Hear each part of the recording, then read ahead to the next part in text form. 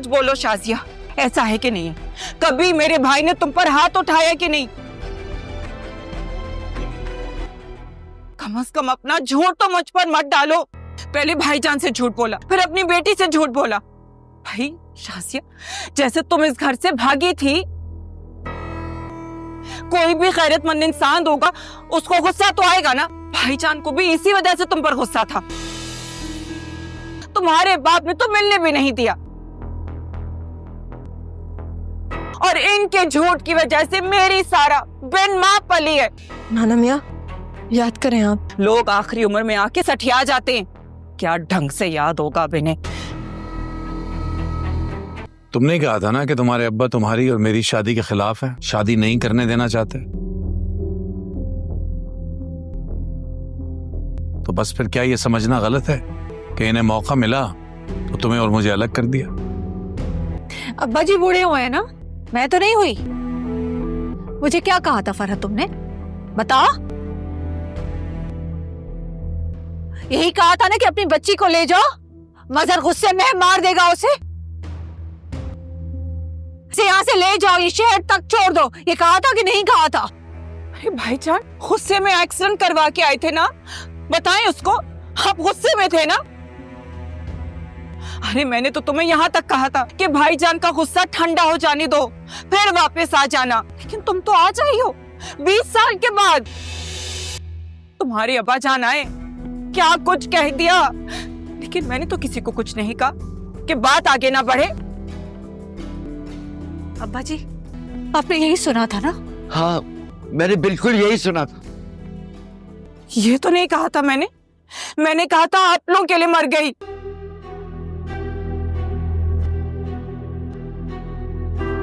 देखिए भाईजान, इस दिन के लिए मैंने आज अपनी सारा को पाला, आपकी बच्ची को पाला, कि मुझ पर ये इल्जाम आएगा, ये सलाम मिल रहा है मुझे आपकी बच्ची पालने का।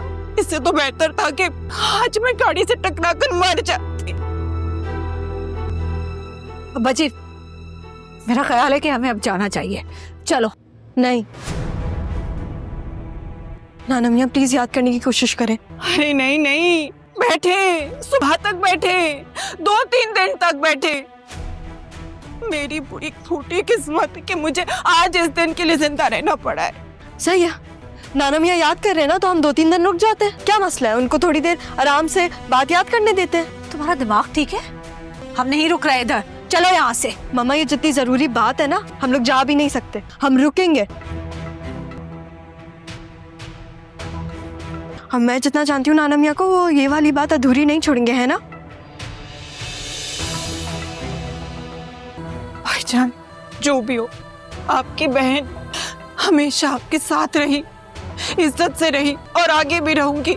आपको छोड़ के नहीं गई, भागी नहीं मैं। हम यहाँ नहीं रहेंगे, लेकिन हम यहाँ से कहीं जाएंगे भी नहीं। बस बहुत हो गया तमाशा ज़ारा। पहले तुम्हारे बाप से, फिर तुमसे जिंदगी डर के गुजारी है मैंने, अब नहीं। हाँ तो फिर बताना था ना सच आपको, शुरू से मुझे बता देती, क्या चला जाता आपका। आपका डर मम्मा आपकी तरह कमजोर है, मैं कमजोर नहीं हूँ। नाना मियाँ ने मुझे ऐसे बड़ा नहीं किया। मम्मा सोचें, अगर नाना मियाँ को सच याद आ गया और पप्पो झूठ बोल रही हैं, सोचें क्या होगा। लेकिन जिंदगी किसकी खराब हुई? आपकी। आपको क्या मिला? दुख, तकलीफें, दर्द, सब अपनी अपनी जगह खुश है, लेकिन अगर कोई एक इंसान है जो खुश नहीं है, वो आप है मम्मा।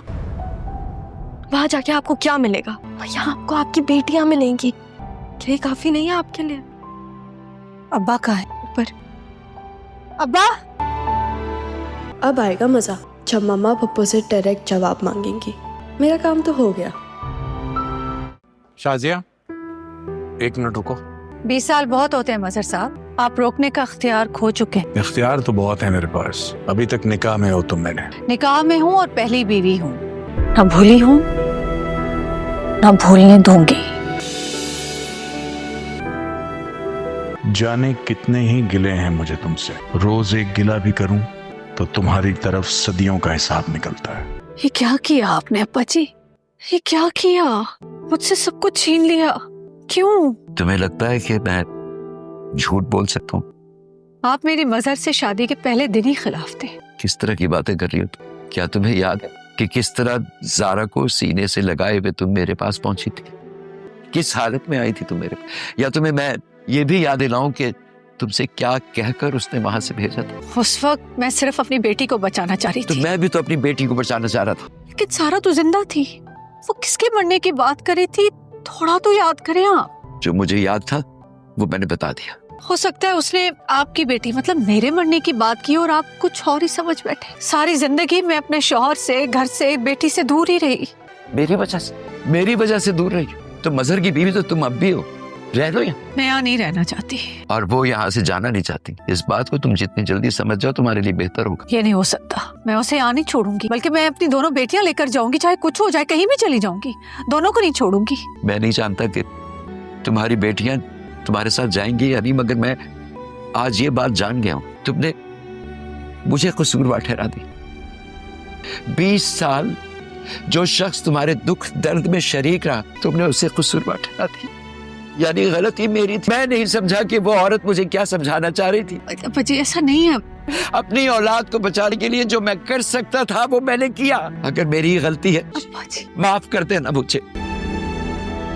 रक्षी, यहाँ सब कुछ बदल गया और तुम वहाँ बैठी हुई हो। क्यों खैरियत?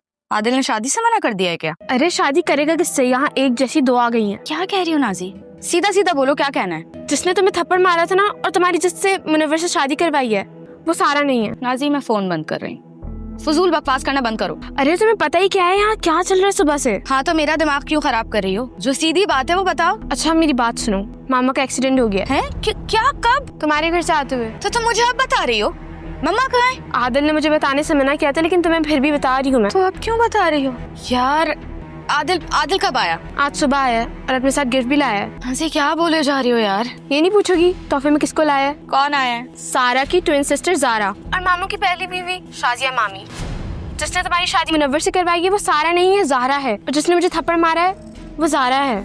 मम्मा कहाँ है? सारा के साथ कमरे में बैठी हुई है। और जब से सारा आई है ना, मम्मा के साथ चुपकी हुई है।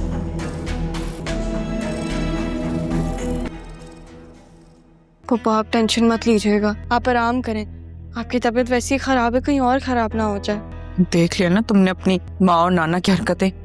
मुझ पर इल्जाम लगा रहे हैं तुम्हें मारने का। अपने बच्चों की तरह पाला है तुम्हें मैंने। तुम्हारा जो नाना है बुढ़ापे में तो असल में सठिया गया।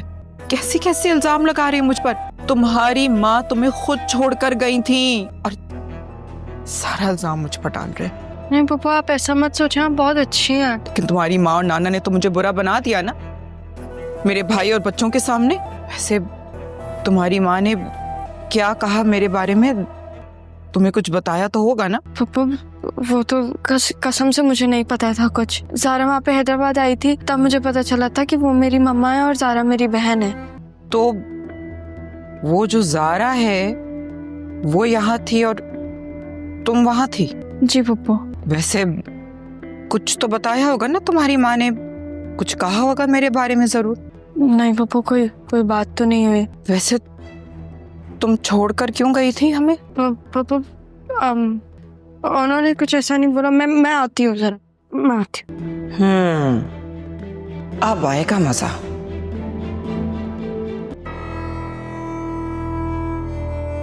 क्या हुआ बेटा, सब खैर है? वो मम्मा का एक्सीडेंट हो गया है। ओहो, तो तुम ऐसा करो कि चली जाओ। पता नहीं मुनव्वर तो कब तक आएगा। मुनव्वर मेरी गाड़ी लेकर के है। आप अपने बेटे को कॉल करें और उसको बोलें कि मेरी गाड़ी पहुंचाए। अच्छा मैं करती हूँ। अस्सलाम वालेकुम मम्मी। अम्मी के बच्चे, कहाँ हो तुम? और ये तुम रक्षी का फोन क्यों नहीं अटेंड कर रहे हो? अब फोन मेरा पड़ा हुआ था साइड पे, मैं मसरूफ था काम में, मुझे नहीं पता लगा। अरे भाई, रक्षी की अम्मी का एक्सीडेंट हो गया है और तुम उसकी गाड़ी भी लेके चले गए हो। जब तुम्हारे पास बाइक थी तो अपनी बाइक पे चले जाते ना। ठीक है मैं आता हूँ, अभी मीटिंग में हूँ। जी तुम अब कहाँ जा रहे हो? तुम्हें पता है ना आज मिर्जा साहब के साथ हमारी कितनी इंपॉर्टेंट मीटिंग है। जान मुझे मालूम है, लेकिन मेरी सास का एक्सीडेंट हो गया है। मुझे वहाँ बेगम को जाके छोड़ना पड़ेगा। नहीं गया तो तुम्हें पता है मेरा वजह का खड्डा हो जाना है। मैं तुम्हारे लिए पता नहीं क्या क्या सोच रही हूँ, लेकिन तुम्हें इन घरेलू औरतों की सियासत से ही फुर्सत नहीं मिल रही है। इब्रार, अब्बा जी से तो बात हो गई है, फिर आप क्यों परेशान है?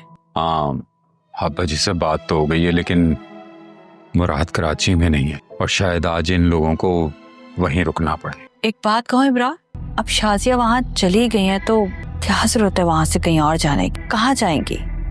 जारा कुछ सोच समझ कर ही उन्हें वहां लेकर गई होगी ना। और वैसे भी आपको क्या लगता है कि आपकी भांजी अपनी माँ को नहीं रोकेगी वहां पर? मुझे लगता है तुम ज़ारा को बहुत अच्छी तरह समझने लगी। हाँ, वो अलग बात है कि मेरी बनती नहीं उससे। अच्छा, ये सरमत कहाँ है? मजनू बना टेरिस पर बैठा हुआ है। आप चाहें और जाके उससे बात करें, उससे समझाएं और ये भी कहें कि अपनी पढ़ाई पर ध्यान दें। उसने खाना खाया है? खाया था, लेकिन बस दोने वाले। पता नहीं ज़ारा जाते जाते मेरे बेटे की भूख भी अपने साथ ले गई है। तुम ऐसा करो, खाना लगवाओ, मैं उसे लेकर आता। अरे वाह भाई, क्या बात है, आज हमारे बेटे साहब बहुत उदास लग रहे हैं। नहीं नहीं बाबा, ऐसी कोई बात नहीं है। अच्छा, अगर ऐसी बात है तो फिर हमारी बेगम साहिबा को ऐसा क्यों लगता है कि कोई सुबह जाते जाते हमारे बेटे की भूख प्यास भी अपने साथ लेके आए, और वो एक ही दिन में कमजोर भी हो गया? ऐसा कुछ नहीं, आपको मम्मा का तो पता ही है ना, इसी कह रही है। तुम जाना चाहते थे? मैं चाहता था ये बात वो कहे, आप नहीं। देखो सरमत, ज़ारा अपनी माँ की जंग लड़ने गई है, उसके लिए उसे हिम्मत चाहिए, ताकत चाहिए। बाबा पता है, मैं ना उससे दूर नहीं रह पाता, मैं चाहता हूँ कि उससे करीब रहूं। मेरी मुराद से बात हुई है, शायद कल अब्बा जी उसके फ्लैट शिफ्ट हो जाएंगे। हाँ, अगर तुम चाहो तो कराची जाके अब्बा जी का ख्याल रख सकते हो। आप सीरियस है? बाबा आई लव यू सो। बाबा तुम्हें क्या हो गया, परेशान लग रही हो? ज़ारा क्या आदिल बुरा है? इतना बुरा भी नहीं है वो। हाँ, आदिल तो बुरा नहीं है। किसने बोला आदिल बुरा है? हाँ, तो फिर मम्मा को तो ये बात समझ नहीं आ रही ना, उनकी जंग बाबा के साथ है, तो वो मेरी शादी का क्यों मना कर रही है आदिल के साथ? और पप्पू ने तो मुझे पाला है। तुम पागल तो नहीं हो सारा? तुमने मुझे खुद ही बताया था ना, तुम्हारी पप्पू मुनव्वर से शादी करवाना चाहती थी और तुम्हें जान से मारना चाहती थी। अब तुम मुझे बोल रही हो कि तुम्हारी पप्पू ने तुम्हें पाला है। हाँ, लेकिन पाला तो है ना उन्होंने। सारा एक चीज बताओ, तुम पे जो गुजर रही है ना, इस घर में उसका किसी को फर्क नहीं पड़ता। सारा तुम्हें पता है, मैं इस घर में ना बचपन से रही हूँ। पप्पू ने मुझे बड़ा किया, सही है, वो थोड़ी सी बुरी हरकतें करती हैं, ठीक है, लेकिन वो इतनी भी बुरी नहीं है कि वो मेरे मरने के बारे में झूठ बोले। नाना मियाँ बूढ़े हैं, हो सकता है कि उनको याद। सारा चुप हो जाओ, बस कर दो। अगर तुम अपनी पप्पो के साथ बड़ी हुई हो तो मैं भी अपने नाना मियाँ के साथ बड़ी हुई हूँ, जिन्होंने मुझे इतना बहादुर बनाया है। जिस इंसान ने मुझे इतना बहादुर बनाया ना, वो मुझसे झूठ नहीं बोल सकता। हाँ, तो फिर रहती ना तुम उनके साथ। बाबा की तलाश में तुमने उनकी जिंदगी भी तो मैसअप की। अब तुम यहाँ आ गई हो तो तुम सुकून से रहो यहाँ पे। और देखो ना, बेचारी पप्पो का एक्सीडेंट हुआ है, सब उनको ब्लेम कर रहे हैं। ये गलत है ज़ारा। ओ, तो ये बात है। पप्पू ने स्लेट साफ की है सारा के दिमाग की। दिमाग ठिकाने लगाने तो आता है मुझे, लेकिन अभी मम्मा को करने दे। सीरियल जुड़वा की आने वाली एपिसोड में आप देखेंगे शाजिया और ज़ारा के दरमियान तल्ख कलामी हो जाती है। वो अपनी माँ से लड़ना शुरू कर देती है। जब शाजिया कहती है कि ज़ारा, मैं ये नहीं समझती थी कि तुम इस तरह की बातें भी कर सकती हो। ज़ारा कहती है कि मैं पहले बहुत खामोश रही हूँ, लेकिन अब मुझे खामोश नहीं रहना। मैं आपके साथ कहीं भी जाना नहीं चाहती। मैं अपने बाबा के साथ रहूँगी और उनको वो सारी बातें बताऊँगी जो आज तक मेरे दिल में थी। आपने हमेशा मुझे बाबा से दूर रखा है, लेकिन अब ऐसा नहीं हो सकता।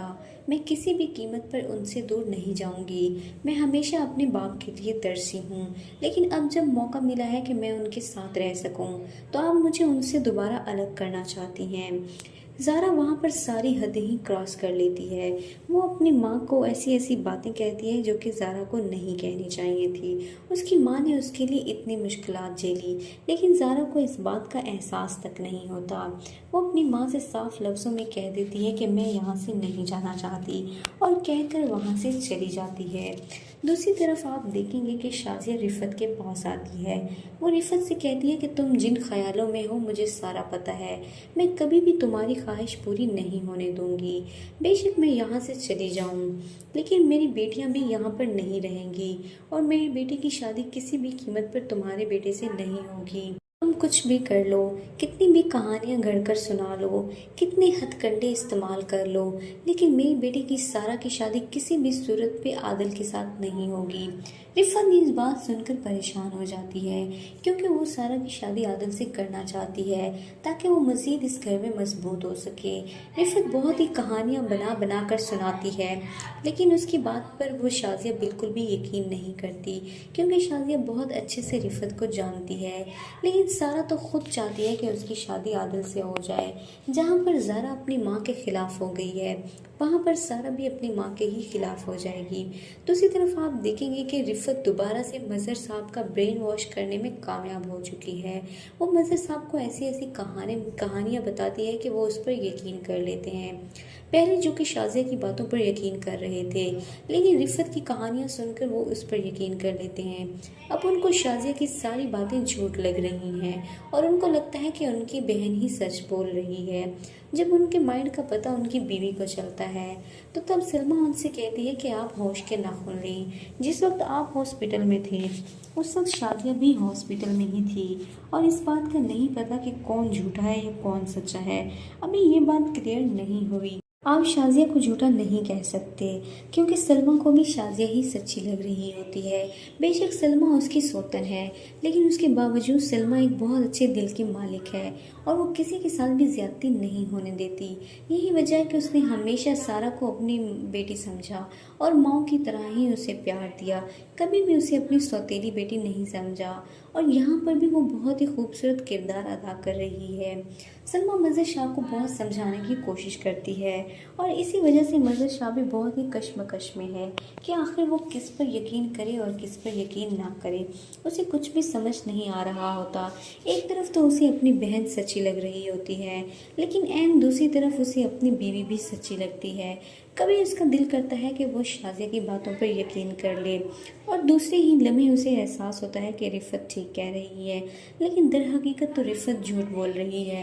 रिफ़त हमेशा की तरह कहानियाँ ही बना रही है क्योंकि उसे पता है कि अगर उसके भाई को उससे यकीन उठ गया या उसके भाई को सच्चाई पता चल गई तो फिर रिफ़त कहाँ जाएगी।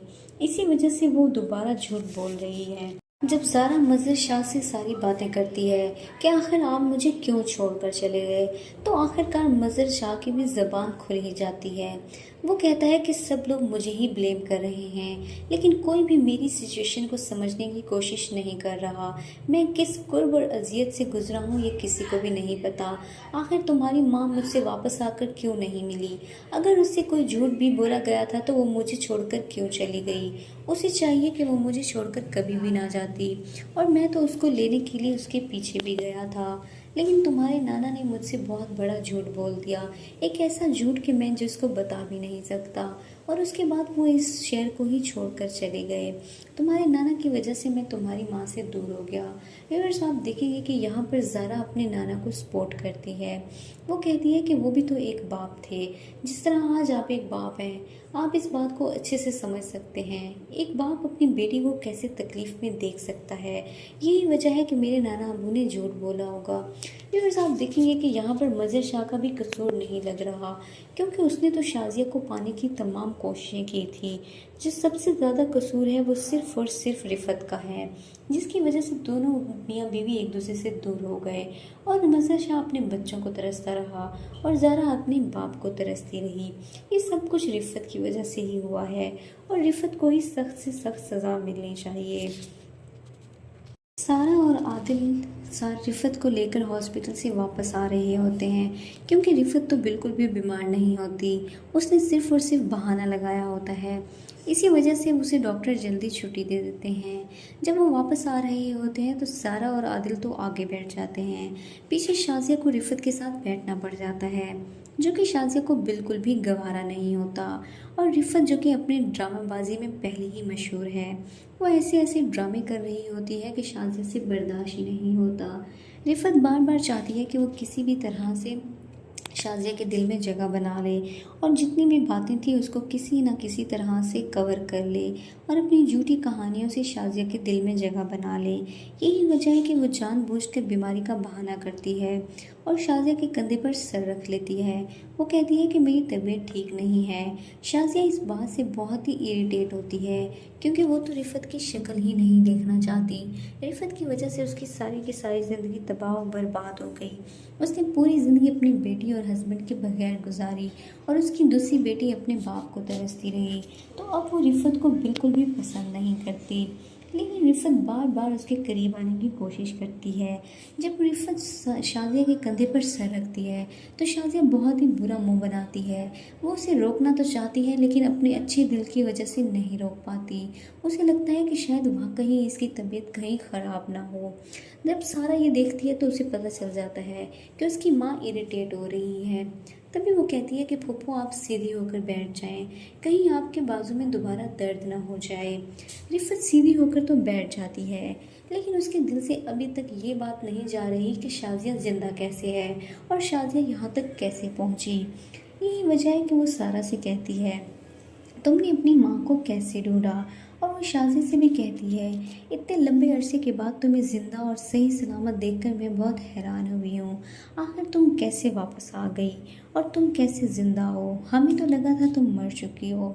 शाजिया उसकी बात का कोई भी जवाब नहीं देती। जब वो ये बात सारा से पूछती है कि तुम्हें अपनी मामा कहाँ से मिली, तब सारा भी खामोश हो जाती है और वो आदिल की तरफ देखना शुरू कर देती है। उसे लगता है कि इसका जवाब आदिल देगा, लेकिन इस बात का जवाब कोई भी रिफत को नहीं देता। दूसरी तरफ आप देखेंगे कि ज़ारा के नाना अबू बैठे होते हैं और उन्हें भी इस बात का एहसास हो रहा होता है कि मैंने झूठ बोला था। मैंने अपनी बेटी को परेशान होने से बचाने के लिए इतना बड़ा झूठ बोला और इस झूठ की वजह से मेरी दोनों नवासियाँ अलग अलग हो गई और वो अपने बाप को भी तरसती रही। यही वजह है, ये बातें वो सोच रहा होता है कि उसकी बेटे की कॉल आ जाती है। वहीं पर ज़ारा के मामू की कॉल आती है। ज़ारा का मामू कहता है कि अब्बा जी आप कहाँ हैं और शाजिया कहाँ चली गई है। आप में से कोई भी मुझे हकीकत क्यों नहीं बता रहा, आप लोग किन मसलों में फंसे हुए हैं। तब उसका बाप कहता है कि ज़ारा भी यही है और शाजिया भी यही है। शाजिया रिफत के साथ हॉस्पिटल गई है, वो जैसे ही हॉस्पिटल से आती है तो हम वापस आ जाएंगे। फिर उस आप देखेंगे कि इस ड्रामे में ज़ारा के मामू का किरदार बहुत ही अच्छा करके दिखाया हुआ है। वो जो कि अपनी बहन और भांजी का बहुत ज़्यादा ख्याल रखता है, वहीं वो अपने बाबा का भी बहुत ख्याल रखता है। जब सब लोग जमा होते हैं और रिफत भी हॉस्पिटल से वापस आ जाती है, तब वहीं पर मज़र सबसे पूछता है कि आखिर रिफत ने मुझसे झूठ क्यों बोला। रिफत जो कि पहले ही अपनी कहानियाँ बनाने में मशहूर है, रिफत कह देती है कि मैंने झूठ नहीं बोला था, इस बड़े मियाँ ने झूठ बोला था। मैं तो उनको कहा था कि शाजिया की बेटी ज़िंदा है, मगर ये अपनी बेटी को लेकर चले गए और अपनी नवासी का तो ख्याल ही नहीं किया। आखिर मैं क्यों किसी मासूम बच्ची को मारूंगी, मैंने तो इसको बिल्कुल अपनी बेटियों की तरह पाला है। ये बात सुनकर तो सारा भी हैरान हो जाती है, क्योंकि जो सलूक रिफत ने उसके साथ पूरी ज़िंदगी किया, उसे कहीं भी नहीं लगता था कि उसने अपनी बेटियों की तरह पाला है। लेकिन वो मुसलसल झूठ पर झूठ बोल रही थी, और सबसे बड़ी ये बात कि उसके झूठ पर उसका भाई यकीन भी कर रहा था। मज़र शाह किसी की बात पर भी यकीन नहीं कर रहा था और सिर्फ अपनी बहन की बातों पर ही यकीन किए जा रहा था। यही बात है कि रिफत को शय मिल रही थी और वो मज़ीद झूठ बोल रही थी। तब ज़ारा के नाना रोने लग जाते हैं और वो कहते हैं कि मुझसे इसने झूठ बोला था कि तुम अगर यहाँ से नहीं गए तो मज़र अपनी भतीजी उसकी जान ले लेगा, अपनी बेटी की जान ले लेगा। अगर वो खुद ना भी मरी तो मज़र खुद उसे मार देगा। तब अभी वो मज़ीद बोल ही रहा होता है कि रिफत झूठ बोल रही है, तो वहीं पर मज़र ही बोल पड़ता है। मज़र कहता है कि जिस तरह आपने मुझसे झूठ बोला कि शाजिया ने खुदकुशी कर ली है, क्या इसी तरह रिफत ने तुमसे झूठ बोला। मज़र की बातों से साफ लग रहा था कि वो सिर्फ़ और सिर्फ उसकी बात पर यकीन कर रहा है। मज़र की बातों से ऐसे लग रहा था कि वो सिर्फ अपनी बहन की बातों पर यकीन कर रहा है। तभी वो जब शाजिया के बाप से इस टोन में बात करता है तो शाजिया का बाप कहता है कि मैं तुमसे बात नहीं कर रहा, मैं इस औरत से बात कर रहा हूँ जिसने इतने झूठ बोले और मेरी बेटी की ज़िंदगी को बर्बाद कर दिया। एंड उसी वक्त जब मज़हर उसके बाप के साथ बहस कर रहा होता है तो तब शाजिया कहती है कि आप मेरे बाप के साथ इस टोन में बात नहीं कर सकते, आपको कोई हक नहीं है कि मेरे बाप से ऐसे बात करें। तब वहीं पर मज़हर भी बोल पड़ता है। वो शाजिया से कहता है कि अभी तो मैं सिर्फ बात ही कर रहा हूँ, मैं वो हकीकत नहीं बता रहा जो कि इन्होंने मेरे साथ किया था। अगर मैं वो सब बता दूँ तो तुम सुन भी नहीं पाओगी। तब शाजिया कहती है कि यही वजह है कि आज बात यहाँ तक पहुँच गई है। आप किसी और को सच्चा समझते ही नहीं हैं, आपको लगता है कि सिर्फ और सिर्फ आप ही सच्चे हैं। मज़हर इस बात पर खामोश हो जाता है। तब आदिल कहता है कि हम ये बातें बाद में भी कर सकते हैं, अभी हम घर आए हैं तो अभी हमें हमें इन बातों को छोड़ देना चाहिए। वहीं पर ज़ारा भी बोल पड़ती है। वो तो आदिल की हर बात में ही घुसती है। यही वजह है कि ज़ारा कहती है कि क्या हो गया है आप लोगों को, आप लोग ये बातें ख़त्म क्यों नहीं कर रहे। पप्पू आपकी तबीयत ख़राब है, आपको अब अंदर चले जाना चाहिए। लेकिन जैसे ही रिफत जाने लगती है तो शाजिया कहती है कोई भी अंदर नहीं जाएगा, आज सारी की सारी बातें यहीं पर ही क्लियर हो जाएंगी। रिफत के झूठ देखिए ख़त्म होने का नाम ही नहीं ले रहे थे। वो मुसलसल झूठ पे झूठ बोल रही थी। वो कहती है कि मैं तो इस अंकल को जानती तक नहीं थी, ये तो खुद मेरे पास आए थे और इन्होंने कहा था कि मैं शाजिया का बाप हूँ। और इन्होंने तो उस वक्त ये भी कहा था कि शुक्र है कि मेरे बेटे उसकी नस्ल ख़त्म हो गई, मज़हर की नस्ल ख़त्म हुई और जान छूटी। तब ये बात सुनकर मज़हर शाह तो हैरान हो जाता है। वो तो पहले ही अपनी बहन की बातों पर यकीन कर रहा होता है और अब मज़ीद उसका यकीन पुख्ता हो जाता है। यही वजह है कि वो अपनी बहन की साइड ले रहा होता है। तब रिफत को जब पता चलता है कि उसका भाई उसकी बातों पर यकीन कर रहा है, उसको मज़ीद शय मिल जाती है और वो मज़ीद बातें करने लगती है। वो कहती है कि मैं भी एक माँ हूँ, मेरे भी 3 औलादें हैं, मैं एक माँ का दुख समझ सकती हूँ, मैं क्यों किसी की बेटी को उससे दूर करूँगी। आप लोग मेरी बात का यकीन क्यों नहीं करते। जब ये सब बातें ज़ारा सुनती है तो उसे अपने नाना से नफरत होने लगती है। शाजिया अपने रूम से गुजर रही होती है कि वहीं पर मज़हर उसे रोक लेता है। मज़हर कहता है कि मुझे तुमसे बात करनी है।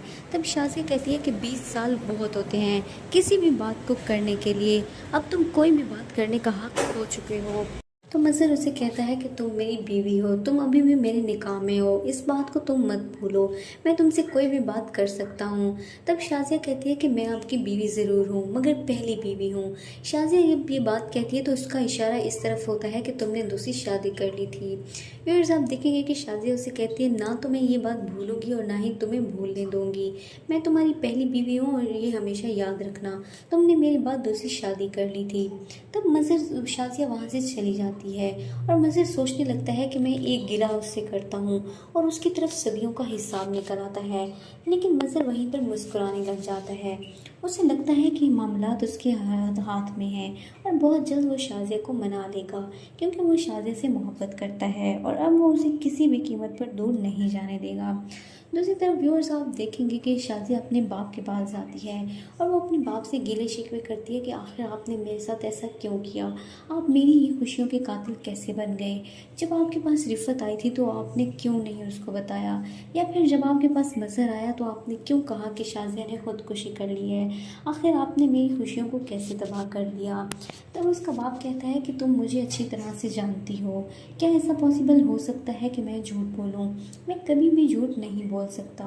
तो ये बात सुनकर शाजिया कहती है कि आप पहले ही दिन से मेरी शादी के खिलाफ थे, आप नहीं चाहते थे कि मैं मज़हर से शादी करूं, उसके बावजूद आपने मेरे साथ ये सब किया। तब उसका बाप कहता है कि मेरी बात पर यकीन करो, मैंने तुमसे एक भी झूठ नहीं बोला और ना ही मैं तुमसे झूठ बोल सकता हूँ, ये जो कुछ भी वो लोग कह रहे हैं उसमें उतनी हकीकत नहीं है। तब शाजिया अपने बाप से कहती है कि आप मुझे बताएं आखिरकार हकीकत है क्या। तब शाजिया अपने बाप से कहती है कि आप थोड़ा तो याद करने की कोशिश करें, आखिर वो किसके मरने की बात कर रही थी जबकि सारा तो ज़िंदा थी, फिर वो शायद मेरे मरने की बात कर रही हूँ लेकिन आपने गलत समझ लिया हो। तब उसका बाप कहता है कि मुझे जो याद था वो मैं तुम्हें बता चुका हूँ, इसके अलावा मुझे कुछ भी याद नहीं है। यहाँ पर व्यूअर्स ऐसे लगता है कि जैसे उसका बाप कुछ छुपाने की कोशिश कर रहा है और वो शाजिया को पूरी बात नहीं बता रहा, लेकिन शाजिया भी कहती है कि मैं अपनी औलाद से दूर रही, अपनी बेटी से और अपने हस्बैंड से दूर रही, अब मेरा घर बर्बाद हो गया। तब उसका बाप कहता है कि क्या ये सब कुछ मेरी वजह से हुआ है, अगर तुम्हें लगता है ये मेरी वजह से हुआ है तो तुम तो आज भी उसकी बीवी हो, तो तुम आज उसके घर में रह सकती हो। तब शाजिया कहती है कि मैं मज़ीद यहाँ नहीं रहना चाहती, जो कुछ हो गया सो हो गया। तब उसका बाप कहता है कि तुम तो यहाँ पर नहीं रहना चाहती मगर ज़ारा यहाँ से नहीं जाना चाहती और इस बात को जितना भी जल्दी हो सके तुम समझ लो, तुम जितनी जल्दी इस बात को समझ लोगी, कबूल कर लोगी, तुम्हारे लिए अच्छा होगा। तब शाजिया कहती है कि ऐसा नहीं हो सकता और ना ही मैं ऐसा होने दूंगी, मैं किसी भी कीमत पर अपनी बेटियों को अब मज़ीद यहाँ नहीं छोड़ूंगी, मुझे रिफत पर बिल्कुल भी भरोसा नहीं है, मैं उस औरत के रहमो करम पर अपनी बेटियों को नहीं छोड़ सकती, इसलिए मैं अपनी बेटियों को लेकर ही जाऊँगी, किसी भी कीमत पर मैं उनको यहाँ से ले जाऊँगी, भले कुछ भी हो जाए। यहाँ पर उसका बाप उसे समझाने की कोशिश करता है कि तुम होश के नाखून लो। अगर तुम्हारी बेटी अपने बाप के साथ रहना चाहती है तो तुम उसको नहीं रोक सकती। इस तरह से तुम अपनी ही औलाद की नज़रों में बुरी बन जाओगी। लेकिन शाज़िया ये बात मानने के लिए तैयार ही नहीं है। उसे इतने अरसे के बाद अपनी बेटी मिली है। यही वजह है कि वो अपनी दोनों बेटियों को अब मज़ीद खोना नहीं चाहती। वो उनसे मज़ीद दूर नहीं रहना चाहती। वो अपने बाप से बहस करती है। तब उसका बाप कहता है कि तुम्हें इस बारे में ज़ारा से बात करनी चाहिए। जैसा ज़ारा कहेगी तो तुम्हें वही करना चाहिए। दूसरी तरफ आप देखेंगे कि रक्षी मुनव्वर की हरकतों को लेकर बहुत ही ज़्यादा परेशान है। मुनव्वर जो कि आए दिन लड़कियों के साथ घूमता रहता है, रक्षी की गाड़ी लेकर घर से बाहर चला जाता है। वो किसी लड़की को इम्प्रेस करने चाहता है, लेकिन असल में उसकी गाड़ी बीवी की होती है। तब रक्षी जब उसे कॉल्स करती है तो वो कॉल भी नहीं उठाता। रक्षी अपनी सास से बदतमीज़ी करती है और उसे कहती है कि आपका बेटा मेरी गाड़ी लेकर चला गया है, मेरी माँ का एक्सीडेंट हो गया है, अब आखिर मैं क्या करूँ। तब उसकी माँ कॉल करती है। मुनव्वर अपनी माँ की कॉल तो उठा लेता है और उस टाइम वो गाड़ी में एक लड़की के साथ होता है। उसकी माँ कहती है कि तुम रक्षी की गाड़ी लेकर चले गए हो, उसकी माँ का एक्सीडेंट हुआ है, इसलिए तुम जल्दी वापस आ जाओ।